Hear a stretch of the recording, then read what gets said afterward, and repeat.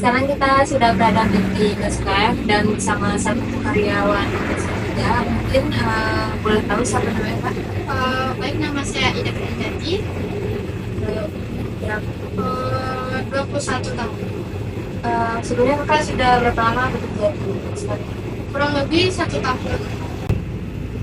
Mungkin bisa nggak Kak sedikit ceritakan gimana profil dari Skype tadi? Ya, ya, setahun. Kalau kepemilikannya mungkin itu umur HRD, tapi kalau tahun berdirinya kurang tahu sih. Untuk Gunung Hayati itu pemiliknya apakah ada pekerja yang lain atau ini menjadi pekerjaan utama dia sebagai owner biasa? Mungkin Nusfer ini kerja sampingannya, kerja utamanya itu dosen peternakan. Mungkin kakak tahu nggak berapa karyawan yang sudah bekerja di sini? Kurang lebih yang udah off atau yang ini Ya, yang masih aktif? mungkin 2 orang yang masih aktif. Untuk usaha yang ditawarkan yang atau yang ada di Mill Square ini apa aja ya Kak? Kayak ada apakah ada susu aja atau ada yang lain gitu selain Mungkin kami ngejual susu, terus ada cookies, brownies juga. ya dengar-dengar kami juga ada katanya juga yogurt gitu kayaknya ada di sini ya. Boleh tahu nggak Kak target pasarnya itu siapa aja gitu di Soalnya untuk siapa ya. mungkin paling banyak kalangannya mahasiswa, terus ada ibu-ibu juga yang mau ganti susu anak-anaknya. Untuk target pasarnya gitu Kak misalnya nggak besar ya udah tadi ya. Target penjualannya Kak kayak mana, misalnya sehari ini berapa pasar misalkan apakah target kan atau memang ngikutin jual aja? Mungkin owner nggak ngetargetin penjualannya berapa, tapi kayak paling sedikit itu ada 700 atau 500-an paling sedikit. Itu per hari Kak? Ya, per hari. Kalau paling banyak mungkin 1,5-an ada. Untuk kan kalau Mill Square ini kan kita ngambilnya dari Singkong. Apakah ada tempat ngambil tempat lain selain di sini? Enggak, Kak, kami emang untuk pengadaan susunya cuma dari serungkap susu asli. Kalau untuk seminggu itu berapa pengambilan susunya dalam seminggu? Mungkin dalam seminggu kita pengambilannya 3 kali. Harinya tuh hari Rabu, Jumat, sama Minggu. Dan kalau untuk berapa banyak pengambilannya apakah Tergantung, misalnya kalau udah habis sekali susunya banyak dipesannya, Kak, tergantung owner yang pesan. berarti itu tuh walaupun nggak habis tetap pesan lagi Kak? Ya, soalnya kan susu ini tahannya cuma 5 hari. Kalau lebih dari 5 hari nggak bisa dipakai lagi. Mungkin untuk strategi pemasarannya itu Mister ini gimana Kak kalau boleh tahu selain menjual ya soal outletnya atau adakah kayak Instagram yang dari media sosial? Jadi kami cuma promosiin lewat SG Instagram aja, Kak. Berarti kalau promosi dari mulut ke mulut kalau ya kita nggak promosi dari mulut ke mulut kayak mengenalkan seperti ini lewat WA kan tadi pemiliknya dari dosen undan ya itu ada nggak promosinya lewat WA seperti ini? Bukan lewat WA sih, Kak. Mungkin kayak ada acara di peternakan, terus dosennya tuh kayak masukin kenalin susunya. Untuk mungkin di proses produk pengiriman itu Kak jadi tadi sudah disimpan, nah itu gimana Kak di sini? Mungkin ada pakai mobil truk gitu tuh, Kak. Terus memang pakai kulkas gitu atau kulkas yang di mobil truk ya? Itu ada kulkas berarti atau di mobil truk tuh ada pendingin? Ada pendingin di dalam mobil truk. Jadi memang sekaligus sebagai penting ya. Iya. Biar bermanfaat juga ya.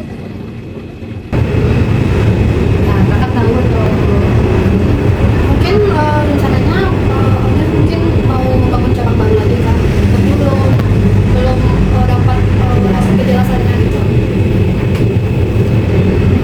Nah, untuk selanjutnya pertanyaan yang kedua Kak, itu seberapa sering rencana bisnis ini diperbarui Kak?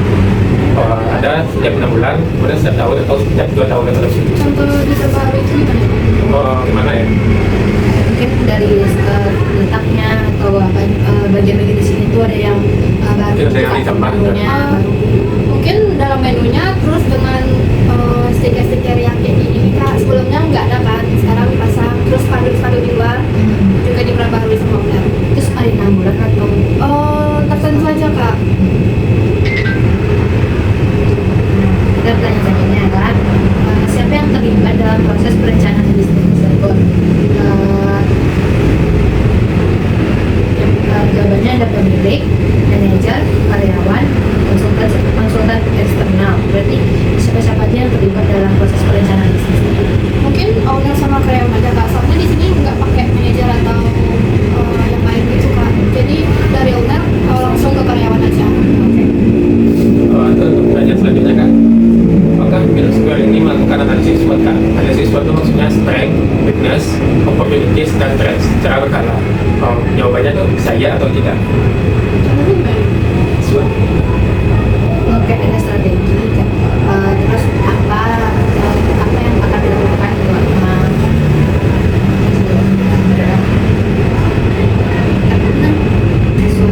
itu kan kayak kita cari dulu gimana sih kekuatan pada usaha ini, terus gimana sih kalau yang buat bisnisnya gimana sih kelemahannya gitu kan, sama opportunity-nya tuh kayak peluang apa aja yang bisa dibuka karena buka usaha ini, terus ancamannya kayak apa sih masalah yang bakal timbul untuk kita kalau buka usaha ini. Kakak tahu atau Dari mananya nih kak? kakak tahu kalau Nexon ini udah dianalisis belum kak? Udah ada analisis belum? Mungkin ancamannya mungkin soalnya karyawan di sini kan cewek semua, jadi ancamannya itu pas di malam hari, contohnya kayak tukang pala cowok-cowok gitu kan. Jadi dia tahu kalau di sini karyawannya cuma cewek-cewek semua. Ini di sini banyak Tukang pala gitu. bagaimana kakak dapat menilai efektivitas perencanaan strategi di Neosfer ini? Menurut kakak strategi ini efektif, sangat efektif, atau cukup efektif dan tidak efektif? Mungkin cukup efektif ya kak, soalnya setiap ada produk baru kita coba pemasarannya di IG gitu. Terus pertanyaan selanjutnya Kak, apakah Middle Square ini memiliki sistem untuk memonitor kinerja operasionalnya Kak? Bisa jawab ya atau tidak Kak? Untuk operasional dalam sini Ya, karyawannya mungkin Kak, bagaimana cara karyawan dari tenaga Kak? mungkin Itu ada dibagi sini Kak, dari sore Iya. malam. mungkin karyawannya cuma dibagi 2 shift, yaitu pagi dari jam 9 sampai jam 4 sore, dan shift selanjutnya jam 4 sore sampai jam 10 malam. Terus owner juga mantau lewat CCTV. Nah, kita lanjut ke pertanyaan selanjutnya kak. Indikator kinerja apa yang digunakan untuk menilai keberhasilan operasional? Yang pertama ada volume penjualan, kedua kepuasan pelanggan, ketiga efisiensi produksi, yang keempat kualitas produk. Empat juga bisa milih semuanya. Mungkin dalam kepuasan pelanggan. Kepuasan pelanggan biasanya kak. Terus untuk pertanyaan selanjutnya Kak, seberapa sering kinerja operasional ini dievaluasi? Yang jawabannya pertama adalah setiap minggu, setiap bulan, atau setiap tahun. Dievaluasi dalam hal apa? Misalnya kakak itu kan kerja nih kak, terus ada evaluasi kayak ownernya bilang kerja kakak selama 6 bulan ini gini-gini, jadi kakak harus gini-gini, makan gini, ada nggak kak evaluasi dari Enggak sih kak, enggak ada. Selanjutnya, apakah ada sistem umpan balik untuk karyawan mengenai kinerja mereka? Mungkin ada kak, misalnya omset naik dapat bonus setiap bulan. Berarti itu bantuan konsernya. Iya. Pertanyaan selanjutnya Kak, bagaimana Kakak menilai kalian di Square ini kan? Jawaban pertama itu sangat efektif, dan cukup efektif. Mungkin efektif. Efektif. Nah, selanjutnya kita bakalan masuk kuesioner aspek sumber daya manusia kan. Mungkin pertanyaan pertama akan kami mulai dari Hani dulu. Pertanyaannya tuh, saya merasa puas dengan pekerjaan saya saat ini. Kakak setuju, netral, tidak setuju, dan sangat setuju, atau sangat tidak setuju? Mungkin setuju. Terus beban kerja kakak sesuai nggak dengan kapasitas atau keterampilan kakak? Kakak bisa jawab sangat tidak setuju, netral, dan setuju. Beban kerja Bantu kan? Kayak lembur juga kan? Ya.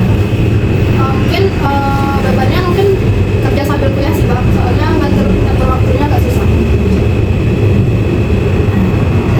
Lanjut Kak, saya merasa dihargai atas kontribusi saya di perusahaan. Kakak sangat setuju, sangat tidak setuju, atau setuju, atau netral? Mungkin sangat setuju. Soalnya kalau misalnya saya ngasih pendapat ke owner langsung di ACC gitu. Terus kalau kakak dapat pelatihan atau pengembangan yang cukup untuk meningkatkan keterampilan kakak, kakak bisa jawab setuju, sangat setuju, tidak setuju, atau netral. Mungkin sangat setuju. Soalnya di Nuswa ini kami didatangi oleh pembuat kopi dari Selukang, jadi kami bisa lebih dalam tentang kopi gitu. Selanjutnya Kak, pertanyaannya, saya memiliki kesempatan untuk berkembang dan baik dan naik jabatan di perusahaan ini. Kakak memilih, kakak ada sangat tidak setuju, netral, setuju, dan sangat setuju?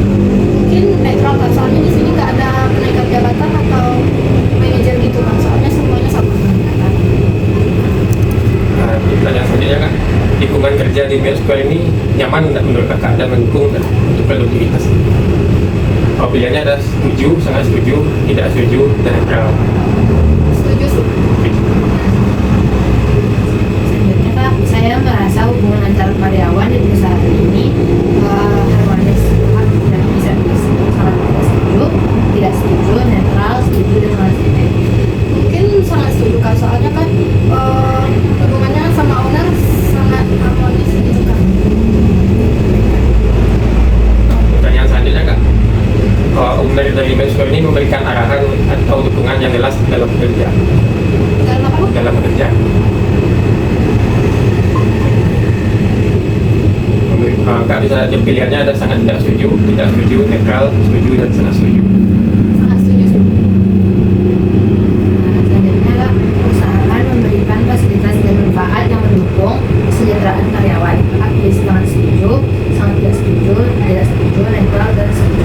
Mungkin sangat setuju kan, soalnya kami tiap bulan diberi fasilitas untuk transportasi atau uang minyak gitu.